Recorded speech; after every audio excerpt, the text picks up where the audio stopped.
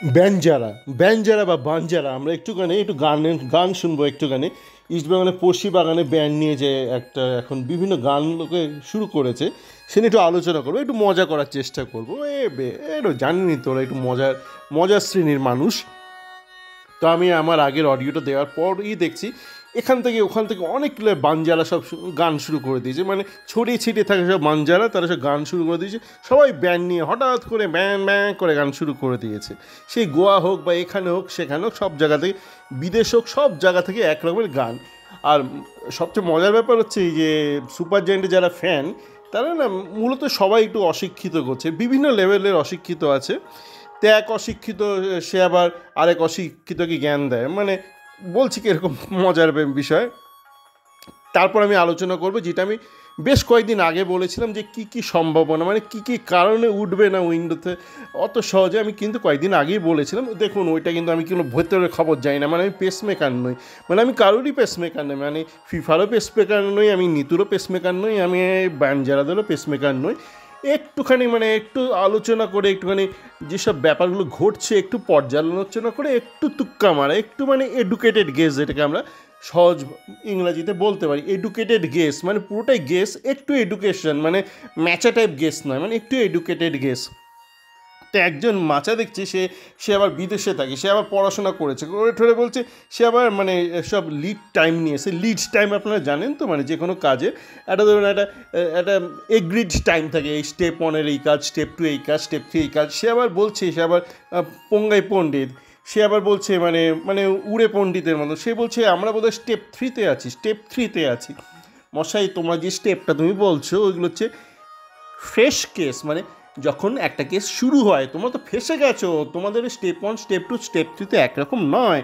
তুমি যেটা বলছো ভাই, তোমার ওই সীমিত বিদ্যা নিয়ে, সীমিত মাচানীয় বিদ্যা নিয়ে, সেটা হচ্ছে যে একটা নতুন কেস যখন শুরু হয় তখন ওইভাবে হয়। তো তোমরা তো একটু ফেসে আছো এই মুহূর্তে, হ্যাঁ, তো তোমাদের ব্যাপারটা না ঠিক ওরকম নয়। এবার কি কি কারণে ফেসে থাকতে পারে, একটাই কারণ আমার মনে হচ্ছে কিন্তু ভাই দেখুন, আমি বলে দিচ্ছি আমি কিন্তু কিছু জানি না, আমি পেসমেকার নই, হ্যাঁ, মানে আমি ওই মানে ডাক্তারবাবুর মতন পেসমেকার নই, মানে কোনো প্রকারের পেসমেকার নই। যা ঘটছে, এরাই যা উল্টোপাল্টা বলছে সেগুলো শুনে একটু পর্যালোচনা করার চেষ্টা করি, একটু শিক্ষিত বিশ্লেষণ করার চেষ্টা করি। দেখুন না, যেটা সমস্যা হয়েছে সেটা তো যে আপনি যদি কোনো একটা বিদেশি প্লেয়ারকে নেন বা যে কোনো একটা প্লেয়ারকে নেন, এবং সেই প্লেয়ারটা যদি একটা ইউথ ডেভেলপমেন্ট সিস্টেম থেকে বড় হয়ে থাকে, তাহলে একটা ফিফার নিয়ম আছে যে আপনি যত অর্থ দিচ্ছেন, সে আপনি ট্রান্সফার ফি মারফত হোক বা আপনি তার স্যালারি মারফত, তার একটা অংশ, খুব ক্ষুদ্র অংশ, ক্ষুদ্র ক্ষুদ্র ছোট্ট অংশ, এখন লেগেসি বাগানের ছোট্ট, ওই বড় বাগানের আলিপুরের মতো ছোট্ট একটা অংশ আপনাকে দিতে হবে।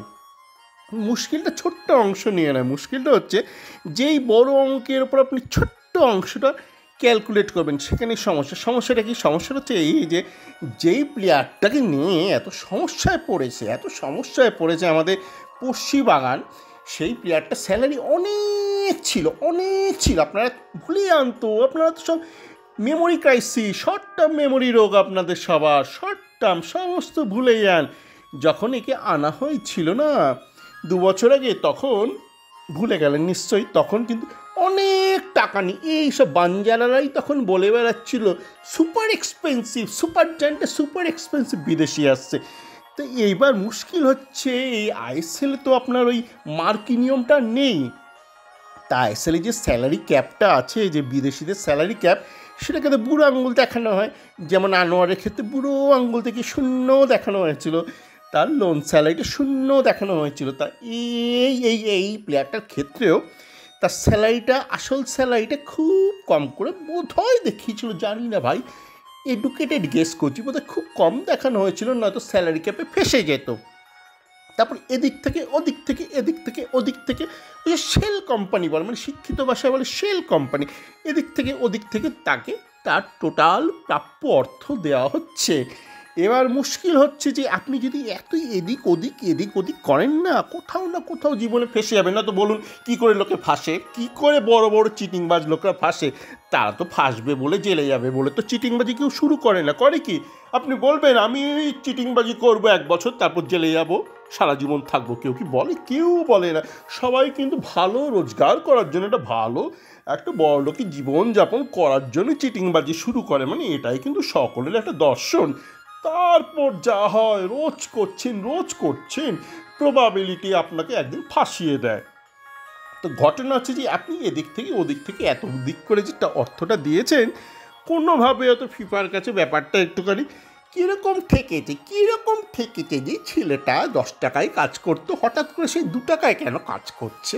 যে ছেলেটা অস্ট্রেলিয়াতে 10 টাকায় কাজ করতো, সেই নাকি সেকেন্ড হাইয়েস্ট স্কোরার, সে হঠাৎ করে ভারতে চলে গেল 2 টাকায় কাজ করতে। ব্যাপারটা কি মনে হতেই পারে। দেখুন, আমি তো ফিফার নই, আমি তো ফিফার পেসমেকারও নই, আমি জানি না, মনে হতেই পারে। তখন এদিক ওদিক করে প্যান নাম্বারটা মানে ভারতে বলে, তবু কারোর একদম স্যালারি সমস্ত জানাই যায়।